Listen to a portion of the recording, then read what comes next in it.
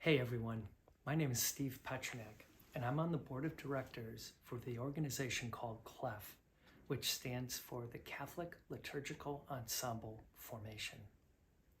Today's installment of CLEF Life is going to be about 3 different exercises that can be used for building strength for guitarists. Those 3 exercises each will demonstrate a different way of going about building strength for guitarists to not only endure being able to play bar chords, for example, or playing for long periods of time, but it will also help us in the area of our speed in our playing. So the dexterity required or agility required to make quick chord changes or even quicker musical lines. These exercises, all 3 of these exercises, will be great additions to your arsenal for warming up and for preparing yourself and building strength in your left hand. So the first exercise we're going to explore is called the 6-2 scale form. 6-2 meaning it starts on the 6th string with your 2nd finger. Now this is what's called a closed scale. This is going to be a 2-octave scale, both ascending and 2 octaves descending. The reason it's closed is because it makes use of no open strings. Because of that, you can start this scale in any position and play it using the same pattern that you learn with the way that I'm going to demonstrate here, which is I'm going to start it on the 3rd fret with my 2nd finger. So let me show it to you once. I'm going to play a 2-octave scale, both ascending and descending.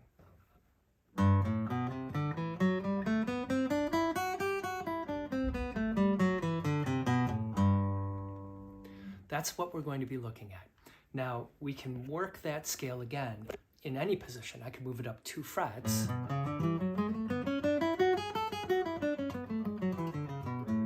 And play the exact same pattern and play a different scale. The first scale that I played was in the key of G. The 2nd scale started on an A, so it's an A scale, both, again, 2 octaves ascending and descending. So let me now walk it through with you slowly to give you an idea of just what those movements are like so that you can start learning it on your own. So it's going to start on the 3rd fret of the 6th string. Why?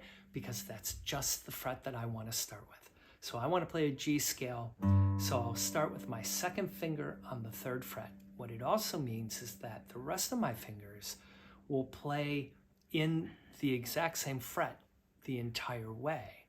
So the 1st finger will always play in the 2nd fret, 3rd finger will play in the 4th fret, and the 4th finger will play in the 5th fret.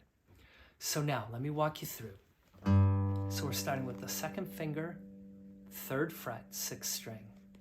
So we have 2, 4, 1, 2, 4, 1, 3, 4, 1, 3, 4, 2, 4, 1, 2.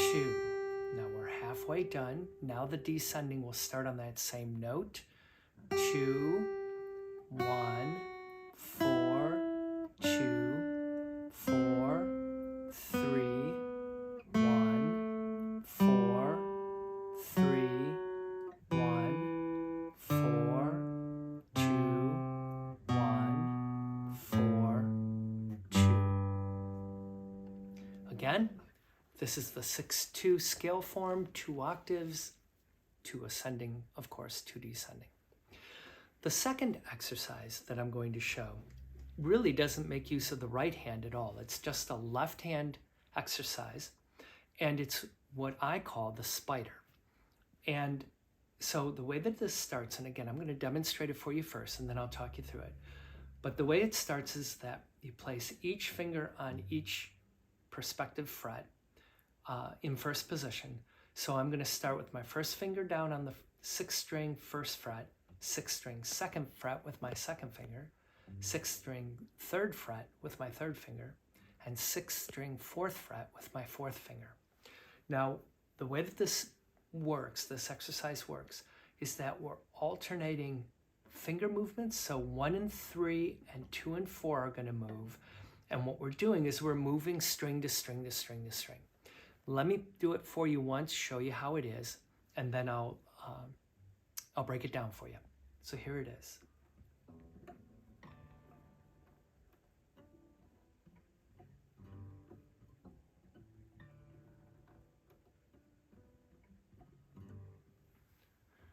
Just passing through that exercise 2 times, and I can feel the effects on my hand just because it's that intense. It looks super easy. Trust me, it's not. You're going to need to really spend some time working on these moves. Okay, so let me explain it to you. Again, 1, 2, 3, 4 on each of the first 4 frets on the 6th string. I'm going to take 1 and 3, lift them up and move them to the 5th string. Then I'm going to take 2 and 4, lift them up and move them to the 4th string. So I'm kind of hopping over the string that the other fingers are on. Then I'm moving 1 and 3 again to the 3rd string, 2 and 4 to the 2nd, 1 and 3 to the 1st, 2 and 4 to the 1st. Now we're back lined up all again on the 1st string. We're going to lift 1 and 3 to the 2nd string, 2 and 4 to the 3rd, 1 and 3 to the 4th, 2 and 4 to the 5th, 1 and 3 to the 6th, 2 and 4 to the 6th. I'm back all lined up again on the 6th string. Couple things about it. First of all, you want to take it slow. You don't want to go super fast until you have this learned pretty well. Secondly, you want to make sure that you're putting pressure down. You're not just touching lightly, but that you're putting pressure down on the fretboard as if you were playing those notes. This is the way that the strength is built, okay? Second, or the third thing is that you want to make sure that you keep your fingers good and curved, coming straight down on the strings, but that your movement is as minimal as possible. So you're only lifting up what's needed to move just ever so slightly to the next string. So my fingers are not way high. My fingers are actually very close to the fretboard the entire way. So that's the second one, the spider. The third exercise is probably the most difficult of the 3 and will take you a while to learn. Don't get frustrated. This is way worth learning because the effects of this exercise will definitely have a tremendous impact on your playing. So I'm again going to demonstrate it for you. Let me play through it, show you the exercise, and then I'll talk you through it very slowly so that you can learn it on your own. So this is an exercise that again alternates fingers and its movement. Again, you're going to want to keep your fingers very close to the fretboard and move with the minimal amount of movement as possible. So here's what it is. Let me just play it for you. It makes use of 4 moves and then moves up 1 position at a time, 1 fret at a time. This is what it looks like.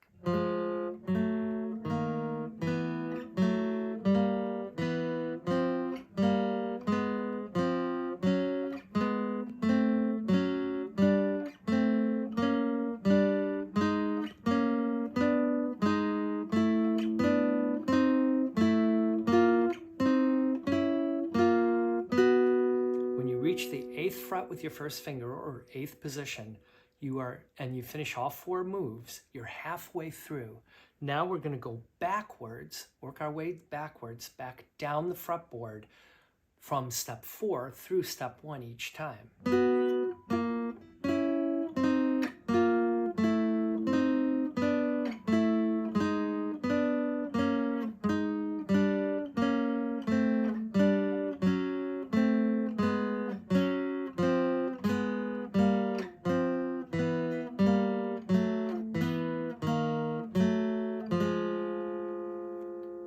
Just that one pass through, I'm now feeling the muscles up my arm, the tightness or the soreness to them, and my hand is very, very, I can feel the effects of it hugely in my hand. So, all right, let me talk you through exactly what this looks like. So we're going to start this exercise. It only occurs on strings 3 and 4. Start with your third finger on the third fret of the 4th string and the first finger on the 1st fret of the 3rd string. And the 4 steps are 1 and 3, then 4 and 2 on the same strings. Then you flip your first finger and third finger to play on the opposite string. So now my first finger is on the 4th string, 1st fret. My third finger is on the 3rd string, 3rd fret. And then 2nd and 4 come down on the 2nd fret, 4th string, 4th fret, 3rd string. So let me do it again. If you can do that much, then we're going to work our way all the way up to the 8th fret and do those 4 steps each time. So here we go. 1st fret. I'm going to shift to the 2nd fret. Same exact pattern. Move up to the 3rd position. 4th position. Notice my fingers are staying curved. 5th position. And the movement is as minimal as possible. I'm now at the 6th fret, 7th fret, and 8th fret. Now when I reach this point, I'm halfway done, and I'm going to work my way back down, but instead of going 1, 2, 3, and 4, we're going to go 4, 3, 2, and 1. What I mean is, each one of these 2-finger patterns, we're going to start from the 4th one, work to the 3rd one, to the 2nd one, to the 1st one. So let me review that. So now we're in 8th position here, right? So my first finger's on the 8th fret, 2nd finger's on the 9th, 3rd is on the 10th, 4th is on the 11th. I'm going to start with my 4th finger on the 3rd string, 11th fret. 2nd finger on the 4th string, 9th fret. Then 1st finger will replace the 2nd on the 8th fret. 3rd finger on the 3rd string on the 10th fret. Then we slide down 1. And we do that exact same pattern again. Now we're at the 6th fret. And we're working our way down in the inverse pattern. 4th fret. Again, keep as minimal a movement as possible, especially your 4th finger. It's going to want to pick up and fly on you. Keep it down as close to the strings as you can. 2nd fret, and here I'm at the end. Boy, that's a great exercise.